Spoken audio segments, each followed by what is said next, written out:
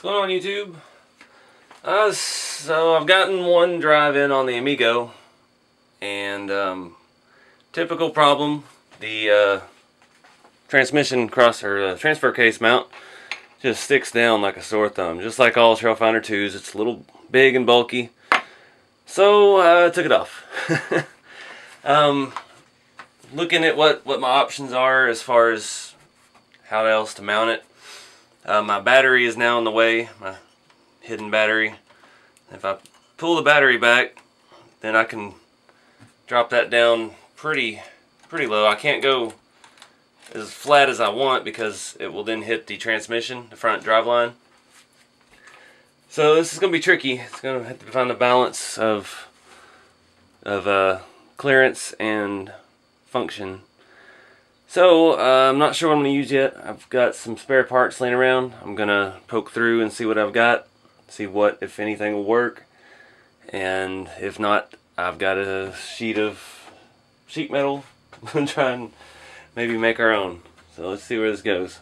Alright guys, looks like I'm going to have to make one. Got two ideas here. I've got this sheet metal and I've got the skid plate kind of lined up. Luckily there are some pre-threaded holes in the rail right there, so that would be the easiest way. If I use the stock mount, the two holes close together, I'll have to try to get in there with a nut and tighten it. That's just going to be a pain. So my other idea here, I've got some aluminum flat stock here.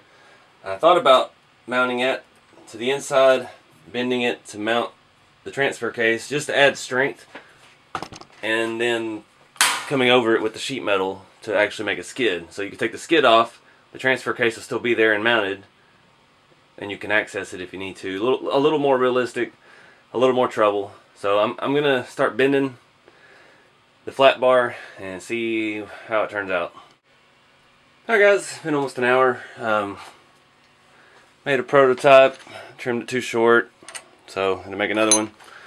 That's the base hoop, I guess you call it. It really doesn't tuck it up any higher than it was, but it doesn't have all this mess hanging off of it that's gonna stick out and grab stuff. And I'm still not sure exactly how I'm gonna do the next part.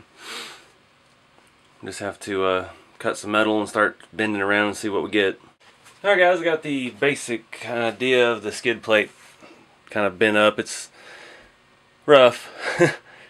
Probably gonna have to recut and make a whole new one because it is a little short. I cut too much off one side. And I've been using my bench vise to clamp it and bend it nice and clean. But with the angle of the side here, I've been having, and the depth of it, I haven't been able to get these bends in the middle precise as I'd like. So probably gonna have to redo it, but that's just the name of the game when it comes to metalwork and stuff. You gotta fab and refab. So I'm gonna keep hammering away, see what we can come up with next. Alright guys, I got it on. It's a tight fit, which is good. So now I start thinking about shape.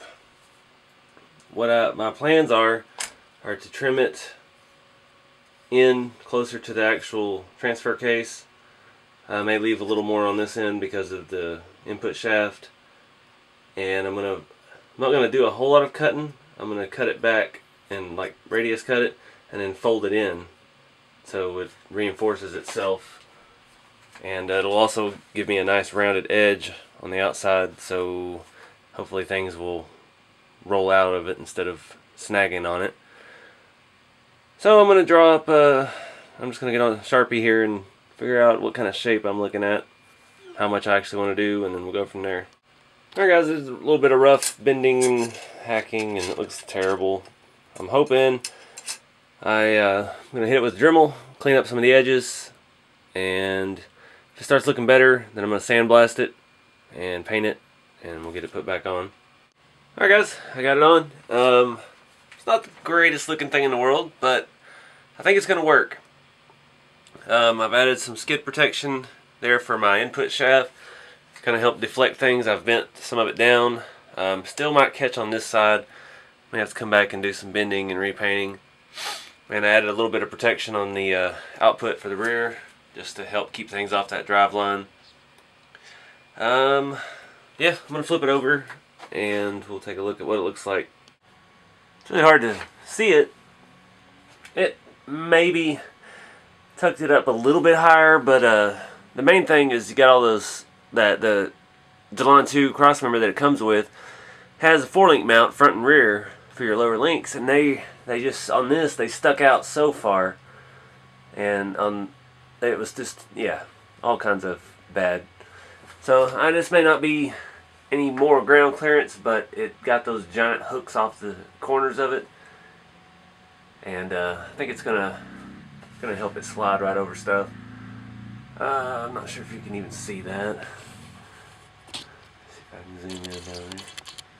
I know what to do. Put something light colored behind it. How's that? There you go. It's even got the right angle to it. And you know, that's homemade.